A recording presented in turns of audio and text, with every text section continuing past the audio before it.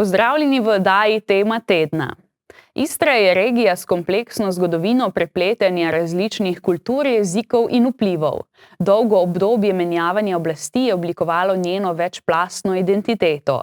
Danes smo se o dekolonizaciji in istrski identiteti pogovarjali z znanstveno sodelavko iz Znanstveno-raziskovalnega središča Koper, Majo Zadel. Poglejmo. Torej, kaj pomeni transkulturacija in kulturna hibridnost v kontekstu slovenske Istre in kako se v tej regiji prepletajo slovenska, italijanska in hrvaška kultura? Pozdravljena. Bom začela s tem, prvo naj se zahvalim za povabilo na intervju. Bom začela prvo z transkulturacijo na splošno. In transkulturacija na splošno nekako se nanaša na proces prečenja nacionalnih meja, da kultura nekako preči in s tem tudi potem oblikuje neke identitete. Zdaj, če se tako izrazim, po eni strani lahko to zveni morda kompleksno in obenem tudi redundantno, ker seveda, da kultura se ne zaustavi z nacionalno mejo, ampak jo preči. Po drugi strani pa imamo mi vedno v glavah neke stereotipne predstave, kaj je angleška kultura, kaj je nemška kultura, kaj je italijanska kultura, kaj je nenazadnje srbska, kaj je slovenska, hrvaška in tako naprej.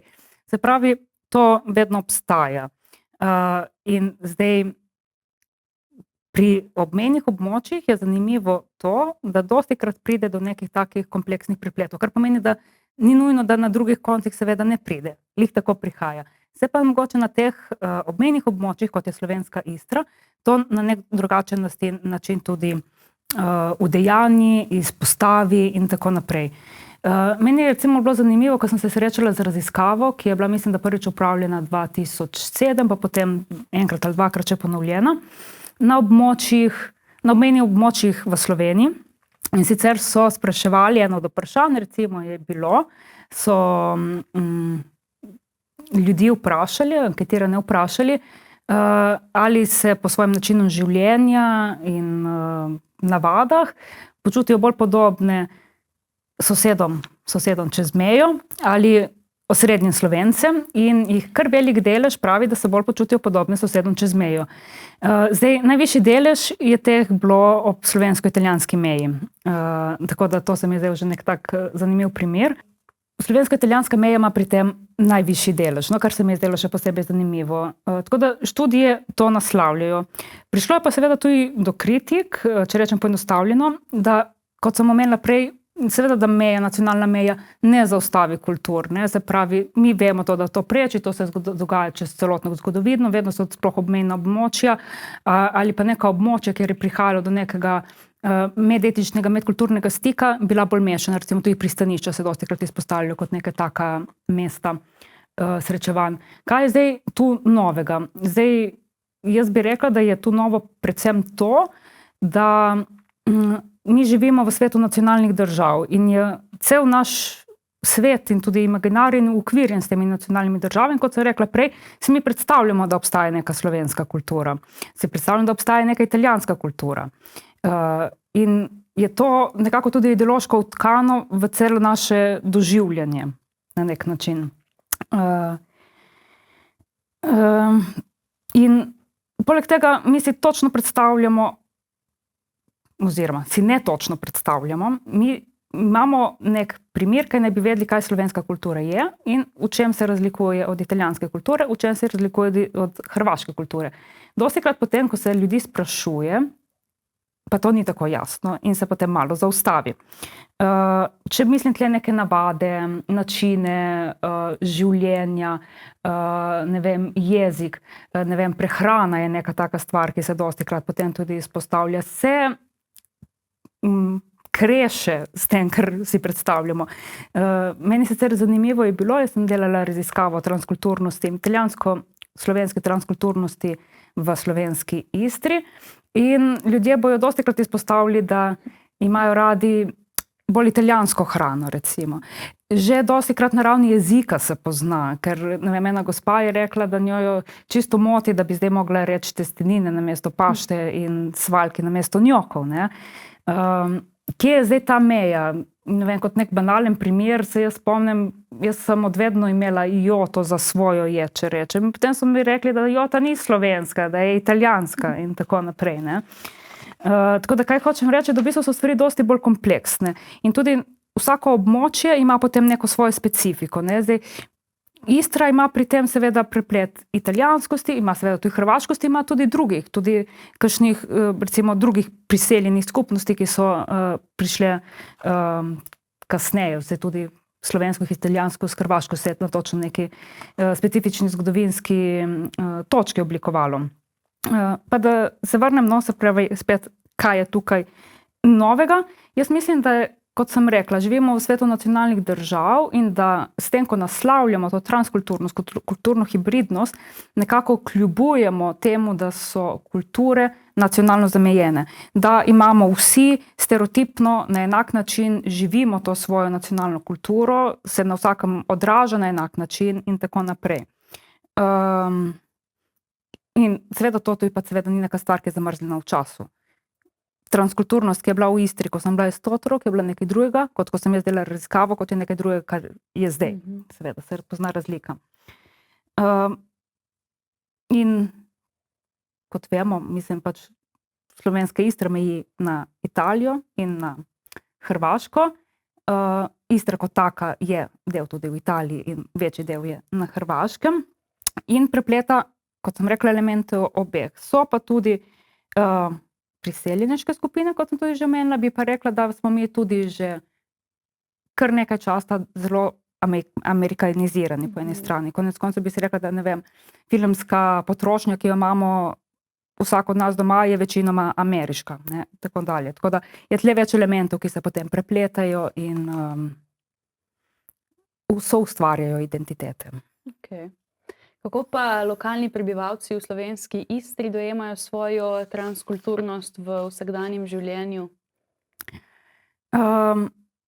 Zdaj, naj se vrnem nazaj na svojo raziskavo. Jaz imam podatke svoje raziskave, ki je bila upravljena leta 2014 in 2015. Tako da več ali manj lahko govorim za to obdobje, zdaj mogoče že pravim nekoliko drugače, oziroma sigurno je. In da opravila sem seveda telefonsko javnomnenjsko anketo in tudi intervjuje. Anketa mi je sicer omogočila, da sem potem neke statistične analize naredila, neka najbolj sočne zadeve, pa se je potem seveda za intervju ugotovilo. Mogoče tle še eno opombo, da v bistvu gre to verjetno zelo nek specifičen vzorec. Da ljudje so se že z anketo srečali s temo in na koncu so se odločili, ali bi sodelovali v intervjuju ali ne, kar potem že nekako jih usmeri v to, oziroma nekdo, ki ima več afiniteto do neke italijanskosti, do neke hibridnosti, je bil verjetno bolj pripravljen sodelovati kot nekdo, ki ni bil tem. Kar je bilo meni mogoče tako nekako zanimivo, intervjuji so obsegali pač več sklopov tematskih in intervjuvala sem pa v bistvu brez, da bi izločila kogarkoli. Se pravi, so bili tako ljudje, ki so se opredelili kot Slovenci, ljudje, ki so bili iz mešanih družin, etnično mešanih družin, ljudje, ki so bili italijanska manjšina, ljudje, ki so bili tudi priseljenci, lahko sami, lahko pač potomci in tako naprej. In zdaj tisti, ki so bili primarno se opredeljevali kot Slovenci, bom mogla popraviti. Večina sogovornikov se je primarno seveda opredelila kot Slovencev. Enoznačno, enonacionalno so Slovenci. So izpostavili nekateri mogoče neke primere regionalnih identifikacij in izjema so pri tem bili primarno otroci mešanih zakonov, etnično mešanih zakonov, ki so pa potem pač rekli nekoj vezajno identiteto, slovensko, italijansko, makedonsko, slovensko in tako naprej. Je pa bil en del ljudi, ki so pa tudi neko hibridnost izpostavili. In tudi, če so mogoče rekli, ok, jaz sem Slovenec, sem Slovenka, ampak me kontaminira, me zaznamuje hibridnost, italijansko-hrvaška recimo. Ali pa, da je to, da seveda smo hibridni in da seveda tudi že sama ta naša identiteta, nacionalnost je nek družbeni konstrukt. Ni jih bilo dosti, mogoče 3-4 v vzorcu 30 ljudi, ampak pač nekaj je, kar mi je vseeno bilo zanimivo. Kar je mogoče bolj, ker seveda nekako pričakovano je, da ko se ljudi vpraša, da se opredelijo, se bojo po nekih enonacionalnih opredeljevanjih opredelili.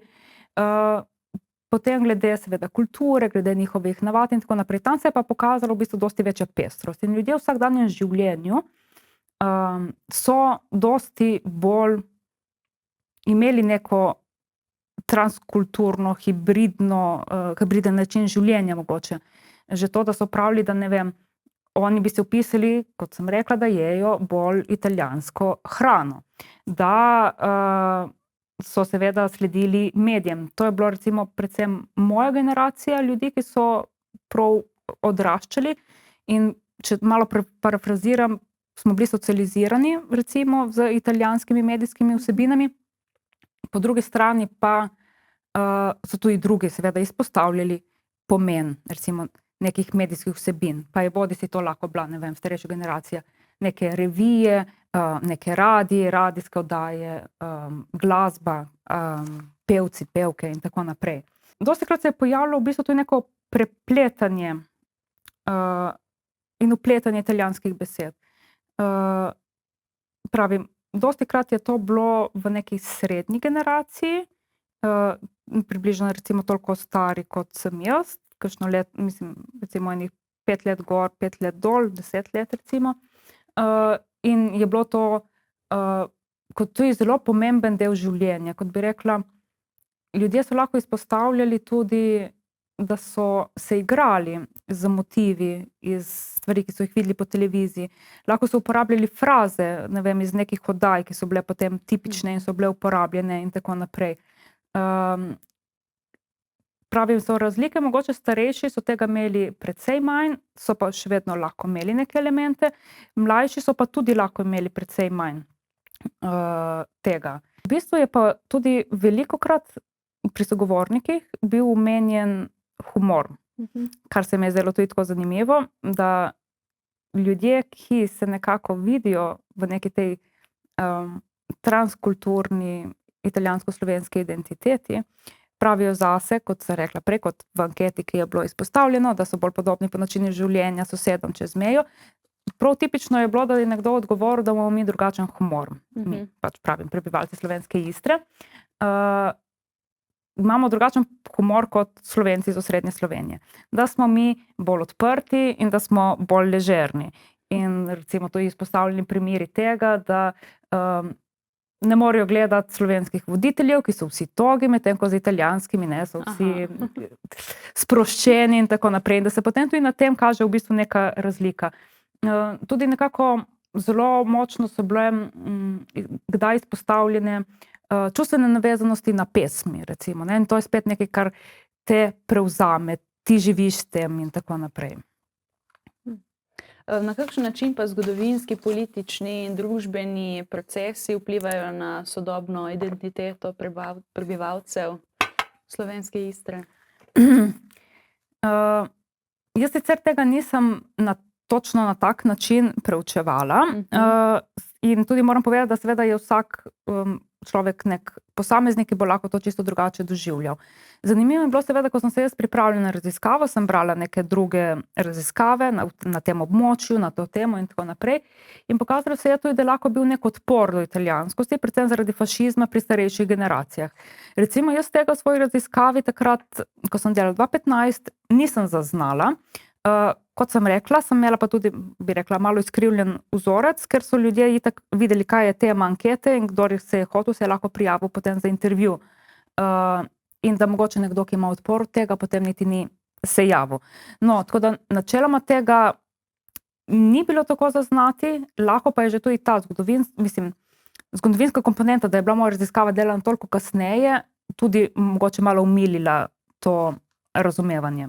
Kot sem omenila prej, je v bistvu, tudi čeprav so starejši tudi spremljali kakšne italijanske medijske vsebine, je bilo to manj prisotno oziroma mogoče manj prav živeto z italijanskimi mediji. Večinoma so bili v tistem času, mogoče bi rekla tako, da enega 35. leta. Ljudje, mlajši pa tudi že ne več. Tako da jaz sem sicer sem tudi za nazaj, pa njihovo zgodovino, življenjsko zgodbo spraševala. Tako sem zajela tudi nekako to historično perspektivo, vsaj sem jo poskusila zajeti, da sem jaz v bistvu imela nek zelo specifičen zgodovinski moment, katerega sem preučevala. No, tako da vsekakor, vojne so sigurno, oziroma neki konflikti, medetnični konflikti so sigurno neke zadeve, ki lahko vplivajo na to, kaj nam je blizu, kaj ne, kako bomo živeli, katere stvari bomo sprejeli, kaj ne. Mislim pa, da se je že takrat tudi poznalo, da italijanski mediji niso več toliko spremljeni med mlajšo generacijo.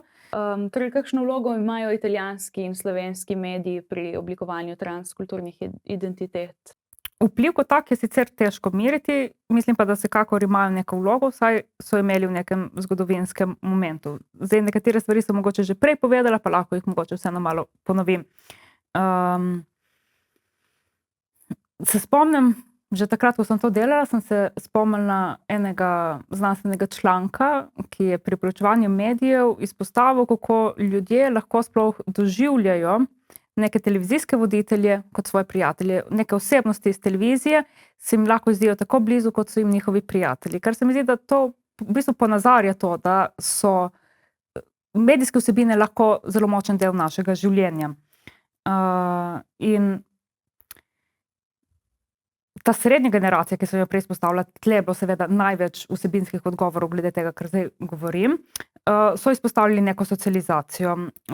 In če se nekako še jaz navežem, ker sem sveta tudi del te generacije, ki je živela v slovenski Istri in spremljala italijanske medije, sem v bistvu neka insiderka tudi tukaj, da ne bom govorila v tretji osebi. Bili smo nekako potopljeni v ta imaginarij vsebin, ki so bile v medijih.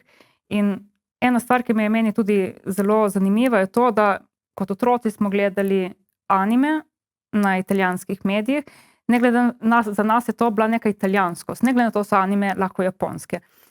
Pri tem pa seveda Sigle, kot smo jim mi rekli, je pela Cristina D'Avena, ki seveda je bilo v italijanskem jeziku in zelo močna italijanska nota pri tem dodana. Tako da že to se mi zdi tako zelo zanimivo.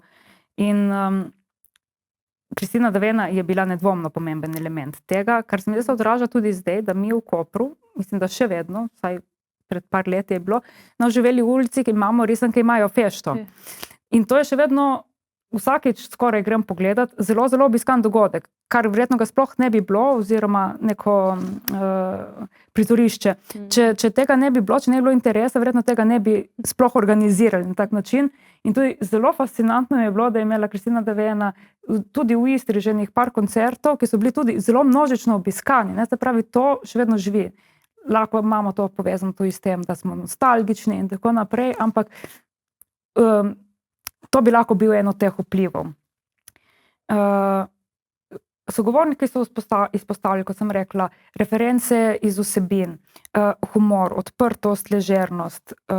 In kot sem rekla, to za slovenske vsebine, za slovenske voditelje, za slovenske oddaje niso, v slovenskih oddajah tega niso prepoznali. In v bistvu ena izjema, ki so jo izpostavili, je bil Jurij Zrnec, oziroma Si ti tudi not padel. To je bilo izpostavljeno v bistvu kot neka stvar, ki bi se lahko kosala z italijanskimi programi v tem smislu. Zelo so izpostavili tudi neko čustveno vživljanje v italijanske pesmi. Dostikrat, ne vem, tudi če so bili slabe volje, so potem poslušali neke italijanske kantavtorje, imeli so doma CD-je, izbirali so si jih kot neke glasbene želje na radijih in tako naprej. In čeprav ni nujno, da je to bilo seveda samo italijanskost, in je bilo verjetno dosti ameriškega, angleškega in tako dalje, je v teh pogovorih kdaj bilo, vsaj tako sem dobila občutek, da je primarno lahko bilo celo italijansko.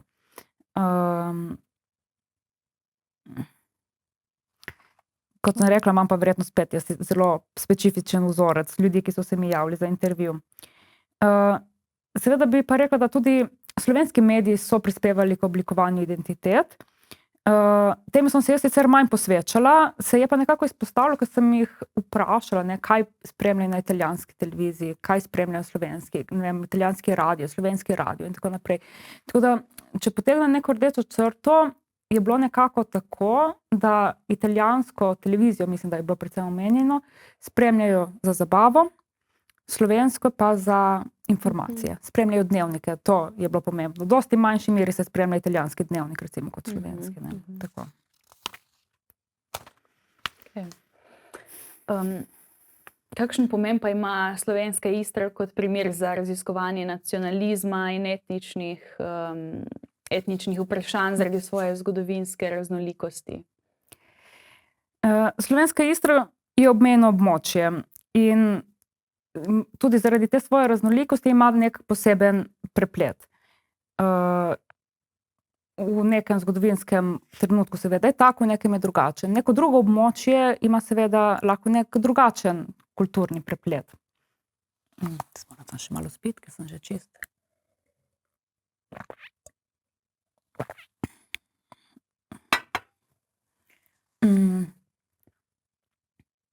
Ima nek drugačen preplet, kar meni se mi zdi sicer, ok, lahko rečemo, da vsi smo transkulturni, ne, in to vemo.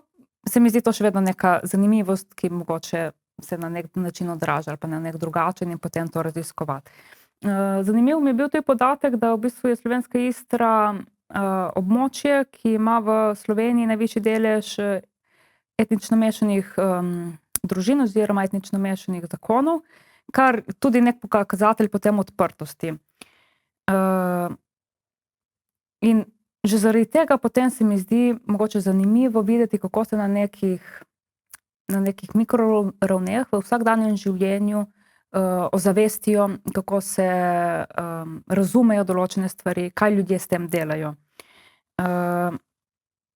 In v bistvu bi lahko rekli, da so tudi obmejna območja, tako kot sem se prej navezovala na nacionalno identiteto, območja, kjer se lahko različni nacionalni diskurzi, neke nacionalne ideologije trčijo, zato ker so toliko v stiku lahko en z drugim.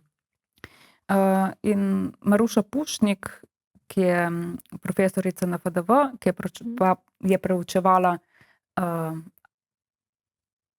slovensko manjšino v Avstriji, pravi, da se ravno na teh točkah obrobja, območjih na robu, na margini, te trke še najlepše mogoče lahko preučuje kot nekje, ki niso tako izraziti. Tako kot sem rekla, to ne pomeni, da v srednji Sloveniji ni bilo transkulturnosti, da se je drugače, da se je mogoče samo drugače izrazila na nek način. Zdaj, če se navežem na Pušnik, kot sem rekla, to se mi je zelo zanimivo, imamo zelo močen v bistvu nacionalni diskurs, seveda ni bilo za pričakovati, da se bodo ljudje opredelili kot Italijani, če so starši rojeni v Sloveniji, oni rojeni v Sloveniji, obiskovali slovenske šole, po drugi strani pa na nekih vsakdanjih praksah dostikrat izpostavljajo, kako jim je ljubše nekaj, kar je italijansko.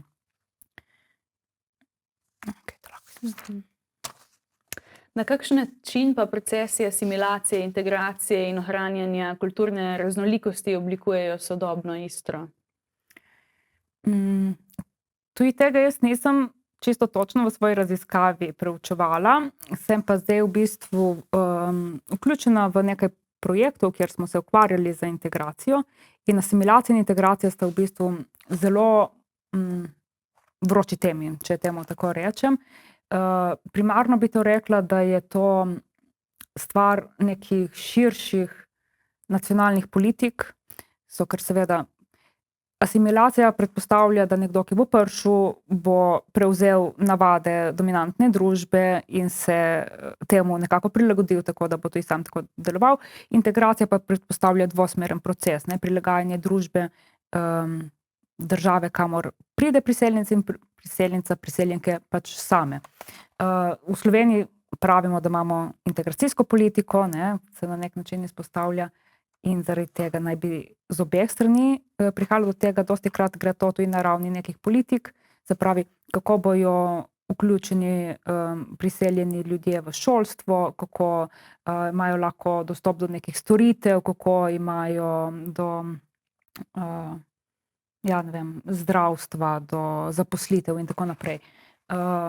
In to je seveda ena zelo specifična tema.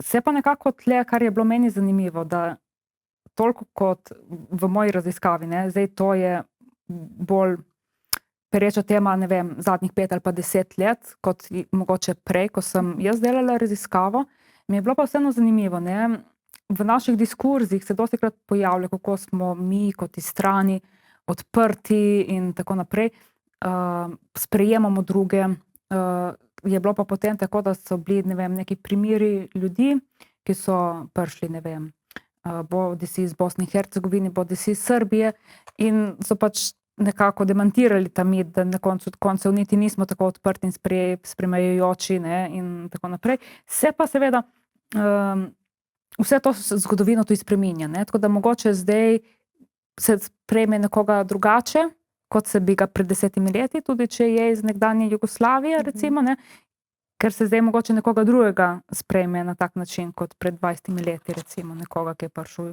iz Bosne med vojno in tako. Kako pa te raziskave v bistvu o transkulturnih identitetah prispevajo k izobraževanju in zaveščanju lokalne skupnosti? Kot prvo bi rekel, ni dovolj, da narediš raziskavo, tako da še enkrat hvala za povabilo in mislim, da je zelo pomembno, da o tem govorimo, da v bistvu jaz si mislim, da je pomen transkulturnih in hibridnih identitet predvsem v Evropi ta, da jih lahko razumemo kot upor tem mononacionalnim diskurzom. Se pravi, da obstaja neka nacionalna kultura, ki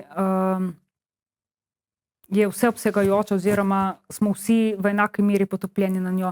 Irena Šum je imela en tak zelo dober, eno dobro ponazoritev tega v smislu, da se predpostavlja nacionalno kulturo kot krušni namaz, ki se namaže na kruh in povsod je enako namazano in smo vsi na enak način del tega, Sploh pa recimo že neke manjšinske kulture, dostikrat pa tudi recimo ljudi, ki so na nekih obmejnih območjih, so bile razumete kot nemogoče in morda celo izdajalske, se pravi, tudi to se lahko na nek način izpostavlja oziroma kljubuje temu, da ni zaradi tega nič, mislim, da mogoče ni v tem nič izdajalskega ali na nek tak način.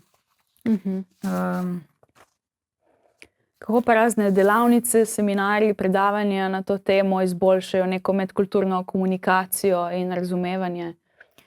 Se po moje ravno s tem, jaz bi videla prednost ravno v temu, da mogoče lahko osvestimo, uvidimo neko svojo transkulturnost, neko raznolikost in da mogoče tudi pri drugih jo lažje dopuščamo. Moram pa seveda reči, da dostikrat se pokaže, da smo dosti bolj sprejemajoči do zahodno-severnega sprejemanja drugačnosti, mogoče tudi transkulturnosti, kot pa južno-vzhodnega. To je znan pojem nesting orientalizem, gnezdenje orientalizmu, ki recimo tako izpostavlja. Tako da dostikrat bomo nekoga, ki bo iz Anglije, dosti boljše sprejeli, ali pa iz Danske, dosti boljše sprejeli kot nekoga, ki bo prišel iz Hrvaške. In tako mi je tudi zanimivo, po eni strani sem z italijanskostjo preučevala, transkulturno z italijanskostjo preučevala in smo načeloma bolj dobrohotni do neke italijanske kulture, kot do neke kulture z Balkana, če tako rečem, in se spet lahko tle postavi neka meja, Tako zanimivo mi je bilo tudi v tej raziskavi obmejnih območij, ki sem jo omenila že parkrat. Mislim, da so bili ravno na obmejnem območju s Hrvaško najnižji delež ljudi, ki so rekli, da se počutijo bolj podobni sosedom kot pa Slovencem. Tako kot pri nas na italijanski strani, mislim na italijanskem pasu, na meji z Italijo pa je bilo ravno obratno. Samo še to, da mislim, da s nekimi takimi seminarji, delavnicami ali pa nasplošno s pogovorom bi nam lahko omogočilo, da bi sprejeli, da biti kulturen ni nekaj napačnega oziroma da je dejansko dokaj vsakdanje. In tudi, da ni ena kultura ta, ki je primarna, v katero naj bi se potem recimo nekdo, ki se priseli, integriral in tako naprej, in je neka kultura, ki je stopničko ali pa več stopničk više nad drugimi, tako da se bi mogoče lahko potem tudi tega zavedali. Kako pa je z mlajšimi generacijami, kako one dojemajo svojo kulturo, jezikovno pripadnost tu v slovenski Istri? Ja, kot sem tudi že omenila, je moja raziskava že malo stara, ker je bila izvedena v bistvu pred 10 leti. Tako da tudi tiste mlajše generacije, ki sem jih jaz imela vključene, zdaj niso več mlajše generacije, so stari vsaj 25 let že.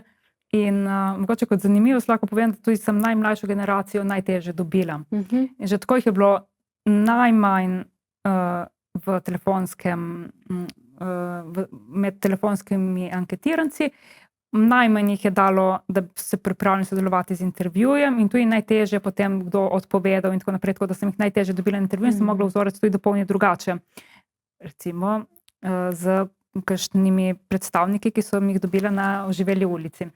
Tako da že to je mi kazalo neke v bistvu razlike v tem, mogoče kdo je pripravljen sodelovati, koga se da dobiti, koga ne.